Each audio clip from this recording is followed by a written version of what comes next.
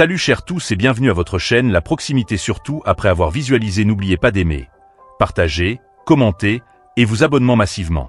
La salle d'audience se trouva plongée dans un silence tendu et inconfortable lorsque le marteau du juge s'abattit sur le bureau en bois. Tous les yeux étaient braqués sur l'adolescente assise à la table de la défense, les mains soigneusement jointes devant elle. C'était une petite silhouette dans un costume trop grand, son visage calme, presque indigne, pour quelqu'un qui était sur le point d'être humilié en public. Le juge Mitchell lui jeta un regard moqueur. « Est-ce une blague ?» murmura-t-il à voix basse, assez fort pour que toute la salle l'entende. Il ajusta ses lunettes et regarda l'adolescente avec un sourire narquois. « Vous allez me dire que c'est votre avocate ?» Son nom était Claire Dawson, un nom que personne dans le monde juridique n'avait entendu. Pour tous ceux qui étaient présents, elle n'était qu'une adolescente perdue, les yeux écarquillés, clairement dépassée par les événements dans une salle d'audience remplie de géants du droit. Ils attendaient depuis des heures pour voir cette jeune fille entrer et annoncer qu'elle défendrait l'accusé dans une affaire de fraude très médiatisée. Les murmures de la foule se firent plus forts.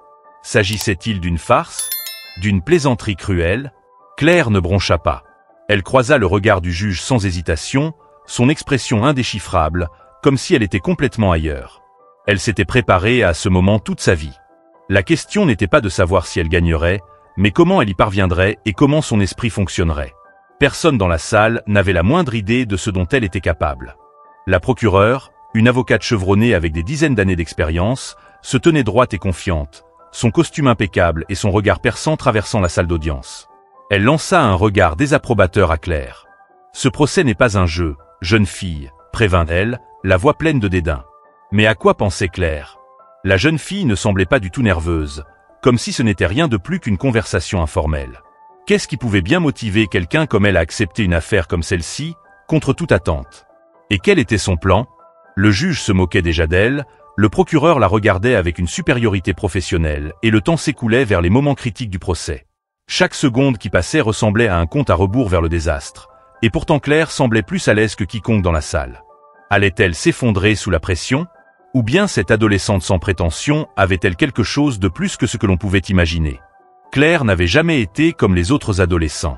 Tandis que ses camarades passaient leur journée au centre commercial ou à discuter des dernières tendances, Claire passait les siennes dans l'ombre des bibliothèques, à décortiquer des études de cas et à étudier le droit pénal. Son obsession pour la stratégie juridique était au départ un moyen d'échapper à sa vie familiale troublée. Une famille monoparentale où l'argent était toujours rare et où sa mère, une avocate autrefois prometteuse, était tombée en disgrâce. Claire avait passé des années à regarder sa mère sombrer dans le doute, jusqu'à ce qu'elle abandonne complètement le monde juridique. Mais Claire n'allait pas laisser cela lui arriver. Elle ne pouvait pas. Elle n'avait aucune intention d'être oubliée. L'injustice de la chute de sa mère avait attisé le feu de Claire. Mais c'était bien plus que ça. Claire savait au fond d'elle-même qu'elle avait quelque chose de plus qu'une simple ambition. Elle était brillante. Mais personne ne le savait encore. Le procès avait commencé pour de bon. Claire se tenait à la table de la défense, face au procureur. Pour la première fois de sa vie, elle sentit le poids de la salle d'audience sur ses épaules. Tous les regards étaient braqués sur elle. Tandis que le procureur se lançait dans sa déclaration liminaire, l'esprit de Claire s'emballa. Chaque mot, chaque fait, chaque angle d'attaque. Tout était clair pour elle. C'était le moment. Elle avait perdu le procès. Et puis c'est arrivé. Le juge, visiblement lassé de la défense des adolescentes, a de nouveau frappé avec son marteau. Assez de jeu, aboya-t-il, sa voix résonnant à travers la salle. J'ordonne une pause. Cette affaire sera classée sans suite si vous ne faites pas venir un véritable avocat. Quelque chose se brisa en Claire. Son cœur battait fort, mais son esprit était clair. C'était maintenant ou jamais. Elle n'allait pas se laisser marcher dessus. Elle se leva, surprenant tout le monde dans la salle, et se dirigea droit vers le premier rang. Sans dire un mot, elle fit signe au procureur de s'asseoir, ses doigts agrippant le bord de la table. Sa présence remplit l'espace, tandis qu'elle regardait directement le juge Mitchell. « Votre honneur, » dit Claire, d'une voix calme, mesurée et puissante. « Je suis l'avocate dans cette affaire et je prouverai que je suis plus que capable de défendre mon client. » La salle d'audience fut plongée dans un silence de mort. La confiance de Claire parut presque absurde aux yeux des juristes chevronnés présents. Le procureur, le juge, les autres avocats, tous la rejetèrent d'un regard condescendant. Certains qu'il s'agissait d'une tentative mal avisée de stratégie de défense de dernière minute. Claire n'avait pas la même formation juridique qu'eux. Elle était jeune. Elle n'était pas à sa place. Mais Claire n'avait pas besoin qu'il croie en elle. Elle avait juste besoin de croire en elle-même. Au fur et à mesure que le procès avançait, l'intelligence et la vivacité d'esprit de Claire commençaient à transparaître.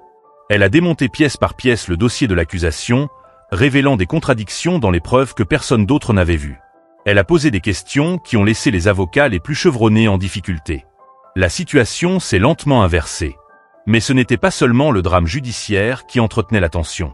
Claire savait que des forces étaient à l'œuvre dans les coulisses, des gens prêts à tout pour la réduire au silence. Il y avait quelque chose de bien plus important en jeu que cette simple affaire. Et maintenant, plus que jamais, Claire avait besoin de garder une longueur d'avance. Alors que l'affaire atteignait un tournant critique, Claire découvrit une preuve choquante, un email caché, soigneusement enfoui sous des couches de désinformation. Il révélait un lien direct entre le procureur et la société poursuivie dans l'affaire. Soudain, le procès était en danger. Si Claire révélait cette information, l'affaire entière pourrait s'effondrer. Mais c'était un pari risqué. Cela aurait révélé que le procureur était complice de la fraude. Et Claire savait qu'il n'y avait pas de retour en arrière. Elle se tenait au centre de la salle d'audience, tenant les preuves accablantes dans sa main. Le juge la fixait, attendant son prochain geste. Était-elle prête à tout risquer? Le procureur était dans une colère noire et le juge devenait de plus en plus hostile. Claire sentait les murs se refermer sur elle. Son client, un homme accusé à tort, était sur le point d'être condamné. Son témoignage avait été contesté. La salle d'audience était en plein chaos. Mais pire encore, Claire avait reçu un message privé, des menaces contre sa mère. Les personnes derrière cette affaire ne la ciblaient pas seulement. Elles ciblaient tout ce qui lui tenait à cœur. Pour la première fois, Claire remettait en question tout ce pourquoi elle avait travaillé. Avait-elle fait le bon choix? Son désir de justice valait-il le danger qu'il faisait courir à ses proches? Elle avait fait un long chemin.